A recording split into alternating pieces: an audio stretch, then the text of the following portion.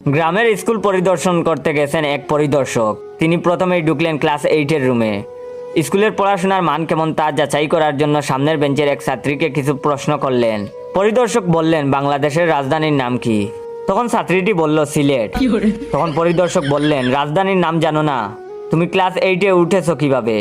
আমি তোমার নাম কেটে দেব। তখন ছাত্রী বলল, আমার তো স্কুলের খাতায় নামই নাই, আপনি কাটবেন কেমনে? তখন পরিদর্শক বলল, নাম নেই মানে?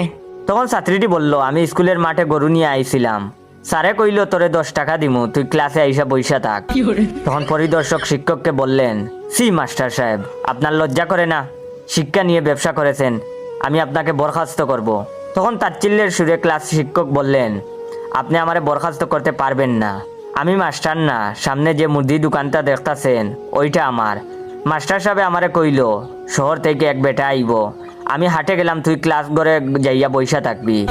পরিদর্শক তো রেগে মেগে হেডমাস্টারের রুমে গিয়ে বললেন, আপনি হেডমাস্টার? তখন হেডমাস্টার বললেন, হ্যাঁ, কোনো সমস্যা? তখন পরিদর্শক বললেন, কি করছেন আপনারা? এইসব নকল ছাত্র শিক্ষক দিয়ে স্কুল চালান? তখন হেডমাস্টার বললেন, আমি না, আমার মামা এই স্কুলের হেড স্যার, উনি জমি কেনা বেচার দালালি করেন, আজ কাস্টমার নিয়ে অন্য গ্রামে গেছেন, আমারে কইছেন পরিদর্শক আইলে 10,000 টাকার এই বান্ডিলটা দিয়া দিস। তখন পরিদর্শক বলল, এই যাত্রায় আপনারা বেঁচে গেলেন, আসলে আমিও পরিদর্শক না, আমার চাচা পরিদর্শক, উনি ঠিকাদারির কাজও করেন, তাই টেন্ডার জমা দিতে পৌরসভায় গেছেন। আমাকে বললেন, তুই আমার হয়ে স্কুলের পরিদর্শনটা করে আয়।